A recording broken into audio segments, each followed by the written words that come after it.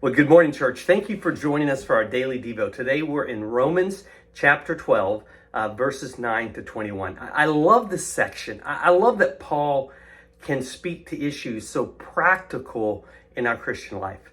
I mean, isn't it amazing? Because you read Romans and it's probably the most theologically rich book that Paul writes. And yet now we're going to read what is some of the most practical advice that Paul gives to Christians. He starts off talking about, don't just say you love people, but truly love people. And then he talks about something tough. How do you treat people when they treat you wrong? He says, bless those who persecute you. Bless those who persecute you. Now, understand, for us, a persecution could be somebody making a negative comment on our social media. It could be someone saying something mean, maybe losing our job for our faith.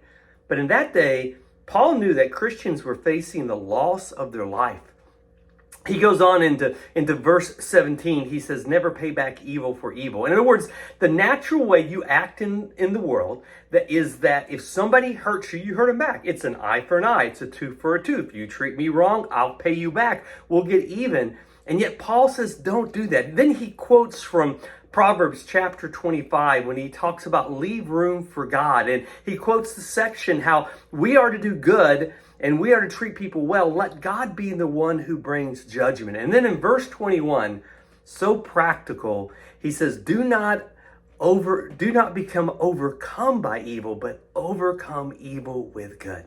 Again, just that idea. Don't be overcome by evil. Don't let the way people treat you capsize you, but instead capsize them with good. In other words, we are to love them and we are to let the God step in and take action. Now, this doesn't mean we're a doormat. It doesn't mean we don't have rights we stand for. But in a lot of ways, it means we don't play the tit for tat game. And yet I think sometimes we fall into the belief that if we don't do it, God won't do anything. But do you really believe God is active in your life? I had a time in my life when I had someone who was purposely trying to hurt me, trying to hurt my career, trying to talk negative to me about others. And I started thinking, oh, you want to play political?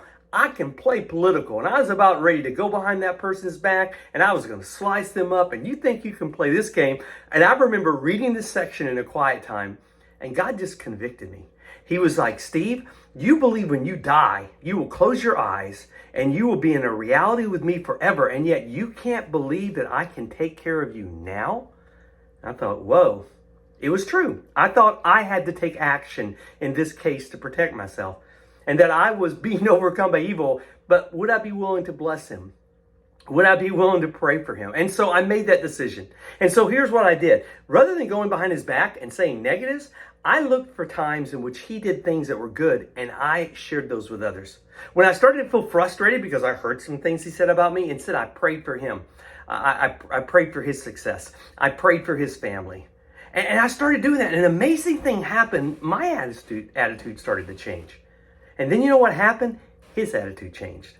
And here was an amazing thing. I was in a strategic point. It was a pivotal point in my life in which I could have not moved forward without this person's support. And they came in, they supported me, they opened the door that was right where I needed to be, where God needed me to be. And it just reminded me, God's at work. God's involved. Don't think I have to manipulate and overcome it and do it myself. I can leave room for God. So I would say that for you. I don't know what you're facing.